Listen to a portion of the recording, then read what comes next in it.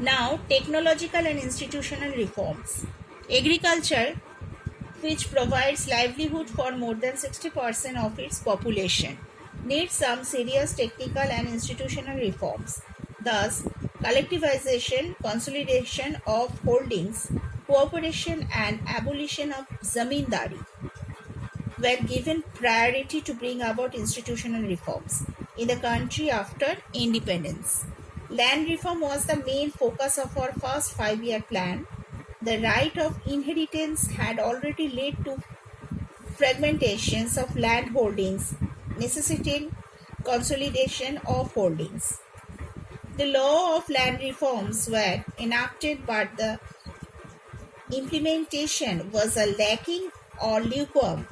The Government of India embarked upon introducing agricultural reforms to improve Indian agriculture in the 1960s and 1970s. The Green Revolution, based on the use of package technology, and the White Revolution were some of the strategies initiated to improve the lot of Indian agriculture. So Indian agriculture को खेती को improvement के लिए Indian government ने 1960 या 1970s में कुछ the green revolution जैसे कुछ technological and white revolution some of the strategy उन्होंने ली थी. और उसके बाद therefore in the 1980s and 1990s a comprehensive land development program was initiated, which included both institutional and technical reforms.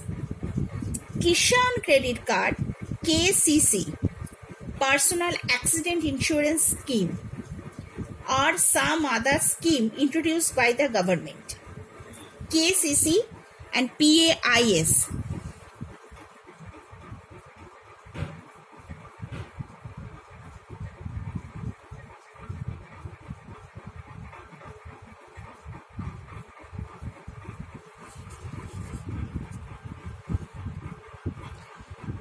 Personal KCC means Kishan Credit Card and Personal Accident Insurance Scheme (PAIS). Important scheme introduced by the Government of India for the benefit of the farmers. Moreover, special weather bulletins and agricultural programs for farmers were introduced on the radio and television. Now, contribution of agriculture to the national economy, employment and output.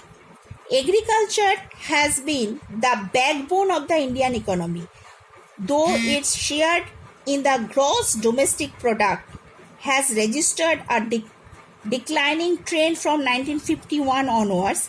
In 2010 and 11, about 52% of the total workforce was employment by the farm sector, which makes more than half of the Indian population dependent on agriculture for sustenance. The Government of India made concerted efforts to modernize agriculture. Establishment of Indian Council of Agricultural Research (ICAR), Agricultural University, Veterinary Service and Animal Breeding Center, Horticulture Development, Research and Development in the field of the meteorology and weather forecasts. These are given priority for improving Indian agriculture.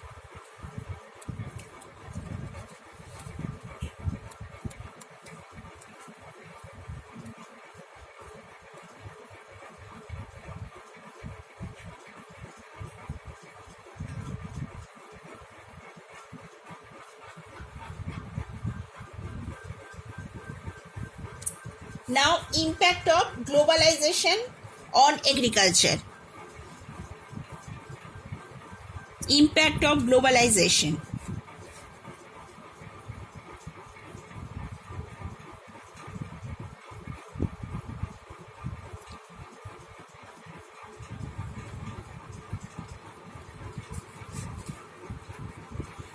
Globalization is not a new phenomenon. It was there at the time of colonization.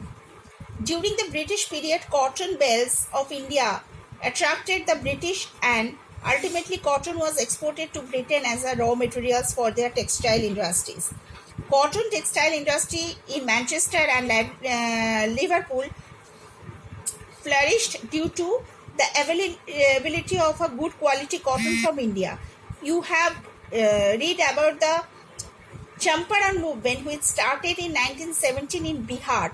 This was started because farmers of that region were forced to grow indigo on their land because it was necessary for the textile industries, which were located in Britain. They were unable to grow food grains to sustain their families. We have read this in previous class 8th and 9th.